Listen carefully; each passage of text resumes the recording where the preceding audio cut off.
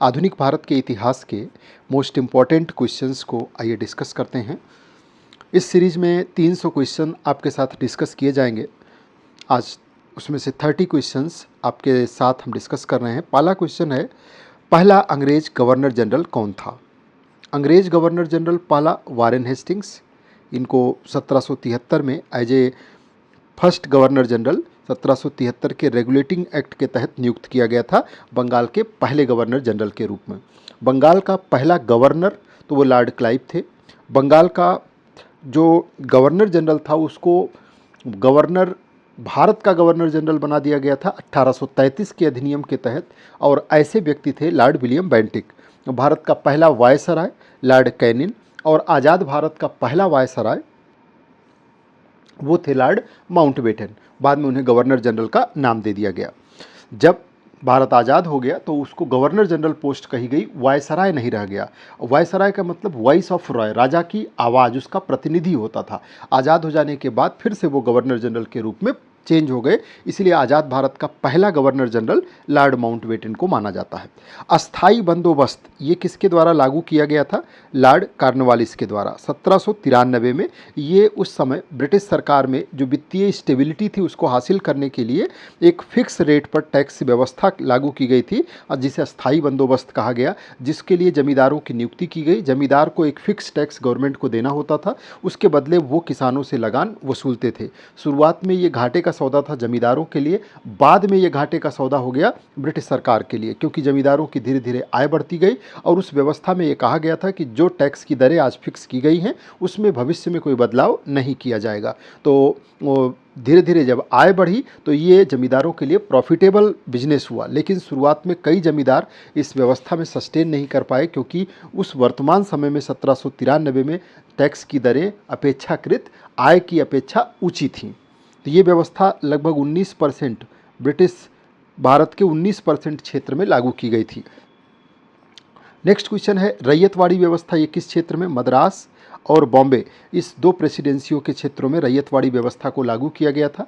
इसमें जो किसान होता था वो सीधे सरकार को लगान देते थे, इसीलिए इसे रैयतवाड़ी व्यवस्था, रैयत माने किसान, ये व्यवस्था ज़्यादा सक्सेसफुल रही। लगभग 51% क्षेत्र पर ब्रिटिश भारत के लागू की गई थी। इसको शुरुआत किया था थॉमस मुनरो के द्वारा ये व्यवस्था शुरू की गई थी। भारत में आधुनिक शिक्षा की शुरुआत कब से मानी जाती है? तो ये लॉर्ड विलियम बेंटिक के समय 1835 में लॉर्ड मैकाले की सिफारिशों से मानी जाती है, जिसमें उन्होंने अंग्रेजी माध्यम से उच्च शिक्षा की वकालत किया था। ईस्ट इंडिया कंपनी की शक्ति समाप्त करने वाला अधिनियम कौन सा है? 1858 का अधिनियम। भारत सरकार का 1858 का अधिनियम, जो 1857 की क्रांति के बाद लाया गया, इसके द्वारा ब्रिटिश ईस्ट इंडिया कंपनी के जो भारत में शासन करने की शक्ति थी उसको समाप्त किया गया। यानी कि 1858 के अधिनियम के द्वारा ईस्ट इंडिया कंपनी की एक शासक के रूप में भूमिका समाप्त हो गई। ईस्ट इंडिया कंपनी का एकाधिकार पहले ही समाप्त किया जा चुका था, और उसके साथ साथ अब भारत में ब्रिटिश क्राउन को पूरा का पूरा शासन व्यवस्था दे दी गई, यानी कि भारत अब ब्रिटिश क्राउन के अधीन चला गया। नेक्स्ट है, 1857 की क्रांति कहाँ से शुरू हुई थी? तो ये मेरठ से। इसकी शुरुआत 10 मई 1857 को मेरठ से शुरू हुआ, बाद में ये पूरे देश में फैल गया था। 1857 की क्रांति के दौरान अंतिम मुगल सम्राट, इनका नाम था बहादुर शाह जफर। ये अंतिम मुगल सम्राट थे और क्रांतिकारियों ने इन्हें दिल्ली का सम्राट घोषित कर दिया था, और उन्हें विद्रोह का प्रतीक बना करके दिल्ली का नेतृत्व सौंपा गया था। भारतीय राष्ट्रीय कांग्रेस की स्थापना कब हुई थी? 1885 में। किसके द्वारा की गई थी? A.O. ह्यूम के द्वारा इसकी स्थापना की गई थी। और कांग्रेस की स्थापना कहाँ पे हुई थी? मुंबई में। भारतीय राष्ट्रीय कांग्रेस के जो पहले अध्यक्ष थे वो थे व्योमेश चंद्र बनर्जी, WC बनर्जी। 1885 का बॉम्बे में पहला अधिनियम हुआ था, उसकी इन्होंने अध्यक्षता किया था। मुस्लिम लीग की स्थापना 1906 में हुआ, लॉर्ड मिंटो के टाइम पीरियड पर। जो मार्ले मिंटो सुधार आप देखते हैं तो उसमें मिंटो ने 1906 में नवाब समीउल्लाह खां इनको बुलाया, और इसके बाद इन लोगों को सलाह दिया कि आप एक मुस्लिम लीग की स्थापना कर सकते हैं। ऐसा कहा जाता है कि नवाब समीउल्लाह खां और इनके साथ में आगा खां, दो लोग जाकर के मिलते हैं वायसराय से और बातचीत करते हैं। फिर ये 1906 में, क्योंकि उसी समय 1905 में बंगाल विभाजन किया गया था, कांग्रेस बहिष्कार स्वदेशी और बहिष्कार आंदोलन चला रही थी, जिसको लेकर के कांग्रेस के अंदर भी गतिरोध था। और उसी समय कांग्रेस के इस रवैये को संतुलित करने के लिए लॉर्ड मिंटो ने 1906 में मुस्लिम लीग की स्थापना के लिए प्रोत्साहित किया। और वो 1857 का मुसलमानों के प्रति जो अंग्रेज़ों का निगेटिव रवैया था, उसको पहली बार यहाँ समाप्त करते हुए आप देख सकते हैं कि अंग्रेज़ों ने उसको भूलते हुए 1906 में समीउल्लाह खां और आगा खां को सामने लाए और उन्हीं के नेतृत्व में मुस्लिम लीग की स्थापना की गई। बंगाल का विभाजन 1905 में किया गया, किसके द्वारा? लॉर्ड कर्जन के द्वारा। इसको कहा गया कि प्रशासनिक सुविधा के लिए विभाजन किया जा रहा है, बल्कि इसके पीछे जो रियल उद्देश्य था वो फूट डालो की नीति थी। सूरत का कांग्रेस का विभाजन 1907 में हुआ। इसकी वजह क्या थी 1907 में कांग्रेस के विभाजन की? तो गरम और नरम दल के बीच में ये डिवीज़न हुआ और उद्देश्य था जो बंगाल के अंदर बहिष्कार और स्वदेशी बहिष्कार आंदोलन चल रहा था बंगाल विभाजन के विरोध में, तो जहां नरम पंथियों का मानना था कि इसको बंगाल तक ही सीमित रखा जाए, वहीं गरम पंथियों का ये मानना था कि इसको पूरे भारत में विस्तारित किया जाए। और इस बात को लेकर के 1907 में दोनों के बीच गतिरोध होता है और सूरत में कांग्रेस का विभाजन हो जाता है। भारत में होम रूल आंदोलन किसने शुरू किया? तो ये दो लोगों ने बंगाल में बाल गंगाधर तिलक और एनी बेसेंट, दोनों लोगों के द्वारा शुरू किया गया। 1916 में स्वशासन की मांग को लेकर के इस आंदोलन को शुरू किया गया था। जलियांवाला बाग हत्याकांड 13 अप्रैल 1919 अमृतसर में था। ये कौन? General Dyer. इसके आदेश पर निहत्थी भीड़ पे गोलियां चलाई गई थी और ये घटना हो रही है 1919 में, प्रथम विश्व युद्ध के बाद।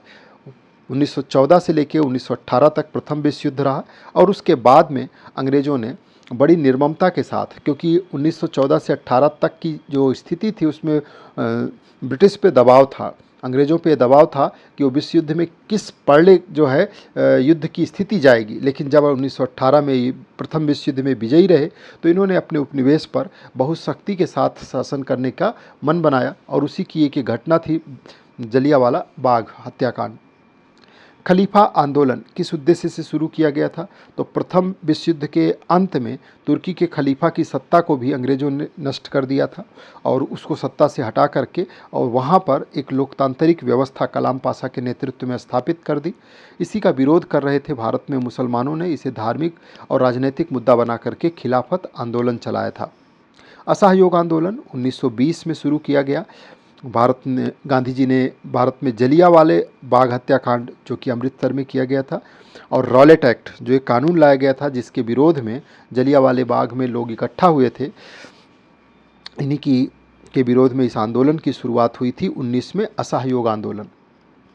चौरी चौरा कांड के बाद कौन सा आंदोलन वापस ले लिया गया था? तो ये था असहयोग आंदोलन ही। चौरी चौरा कांड गोरखपुर में हुआ था और फरवरी 1922 में गांधी जी ने इस हिंसा के बाद इस आंदोलन को वापस ले लिया था। भारत का प्रथम स्वराज प्रस्ताव कब और कहां पारित हुआ था? रावी नदी के तट पे लाहौर में ये अधिवेशन संपन्न हुआ था 1929 में, दिसंबर 1929 में, और वहीं पर ये स्वराज का प्रस्ताव पारित किया गया था। ये कांग्रेस की अध्यक्षता जवाहरलाल नेहरू के नेतृत्व में हुई थी और इसमें कांग्रेस ने पूर्ण स्वराज की मांग किया था। फिर 26 जनवरी 1930 को प्रथम स्वतंत्रता दिवस भी मनाया गया था और बाद में उसी 26 जनवरी को इंतज़ार करके 26 जनवरी 1950 को संविधान लागू किया गया और उसे गणतंत्र दिवस के रूप में हर वर्ष मनाया जाता है। नमक सत्याग्रह कब शुरू किया गया? 12 मार्च 1930 को गांधी जी ने डांडी मार्च करके नमक कानून तोड़ा और नागरिकों से सविनय अवज्ञा आंदोलन शुरू करने का आह्वान किया, यानी कि जो सरकार के कानून हैं उनको ना मानना, अवज्ञा करना, ये इस आंदोलन का मेन उद्देश्य था जिसमें नमक को आधार बनाया गया। गांधी और इरविन के बीच में समझौता इसी सविनय अवज्ञा आंदोलन के दौरान हुआ। पहला गोलमेज सम्मेलन संपन्न हुआ जिसमें कांग्रेस की ने कोई उपस्थिति नहीं दर्ज कराई। उसके बाद सरकार पे दबाव बढ़ा क्योंकि कांग्रेस मुख्य प्रतिनिधि थी लोगों की। तो द्वितीय गोलमेज सम्मेलन से पहले 1931 में गांधी जी और भारत के वायसराय, पहली बार किसी भारतीय के साथ वायसराय मीटिंग कर रहा है सेम टेबल पर, ये भारतीयों के लिए गर्व की बात थी। और फिर उस समझौते के बाद गांधी जी अपना आंदोलन स्थगित करते हैं और द्वितीय गोलमेज सम्मेलन में हिस्सा लेने के लिए लंदन रवाना होते हैं। भारत छोड़ो आंदोलन की शुरुआत 8 अगस्त 1942 को, इसी में गांधी जी ने नारा दिया था, करो या मरो, अब समय आ गया है आज़ादी ले लेने का, और ब्रिटिश सत्ता से तुरंत स्वतंत्रता की मांग किया कि भारत छोड़ो आंदोलन इसका नाम ही रखा गया। सुभाष चंद्र बोस ने आज़ाद हिंद फौज कब बनाई? तो ये 1943 में। 1942 में कैप्टन मोहन सिंह के विचार में ये आज़ाद हिंद फौज का विचार आया था। सिंगापुर में उन्होंने लोगों को एकत्रित किया था, लेकिन बाद में सुभाष ने 1943 में फिर से आज़ाद हिंद फौज को पुनर्गठित किया और उसके सुप्रीम कमांडर बने। तो जापान के समर्थन से उन्होंने सिंगापुर में आज़ाद हिंद सरकार की स्थापना भी की थी।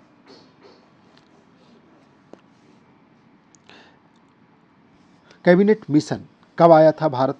तो 1946 में। कैबिनेट मिशन का उद्देश्य क्या था? भारत में संविधान सभा की स्थापना करना, और 1946 में आने के बाद इसने भारत के अंदर संविधान सभा की स्थापना का मार्ग प्रशस्त किया। माउंटबेटन योजना, माउंटबेटन योजना थी भारत के विभाजन की योजना। ये कब लाई गई? 3 जून 1947 को, और इस योजना की घोषणा हुई, जिसके बाद 2 देश भारत और पाकिस्तान बने। भारत का स्वतंत्रता अधिनियम कब पारित हुआ? 1947 में। जुलाई 1947 में भारत का स्वतंत्रता अधिनियम पारित किया गया, और इसमें कहा गया कि भारत को 15 अगस्त 1947 से स्वतंत्र किया जाएगा, और भारत की स्वतंत्रता लागू हो जाएगी 15 अगस्त 1947 से। स्वतंत्र भारत के पहले गवर्नर जनरल लॉर्ड माउंटबेटन थे। भारत आज़ादी के बाद ब्रिटिश प्रतिनिधि के रूप में उन्होंने गवर्नर जनरल का पद संभाला था। भारत के अंतिम ब्रिटिश गवर्नर जनरल कौन थे? तो ये लॉर्ड माउंटबेटन ही थे, और 1948 में चक्रवर्ती राजगोपालाचारी ने दूसरे गवर्नर जनरल के रूप में अब उनकी जगह ली थी। भारतीय राष्ट्रीय कांग्रेस के अंतिम ब्रिटिश अध्यक्ष, तो अंतिम ब्रिटिश अध्यक्ष थे 1888 में जॉर्ज यूल। इलाहाबाद में यह अधिनियम हुआ था, और ये पहले जो है वे पहले गैर भारतीय और अंतिम ब्रिटिश अध्यक्ष बने थे। हिंद स्वराज पुस्तक महात्मा गांधी ने लिखी थी, 1909 में लिखी गई थी, जिसमें उन्होंने पश्चिमी सभ्यता की आलोचना किया था इस हिंद स्वराज में। कांग्रेस सोशलिस्ट पार्टी, इसकी स्थापना 1934 में की गई थी। जो समाजवादी विचारक थे, जयप्रकाश नारायण, आचार्य नरेंद्र देव, लोहिया जी, इन लोगों ने, जैसे नेताओं ने कांग्रेस के भीतर ही समाजवादी विचारधारा के लिए इसकी स्थापना किया था कि किस तरीके से समतामूलक समाज की स्थापना की जाए, लोगों के लिए सामाजिक सरोकार कैसे अधिकतम सुनिश्चित किया जाए।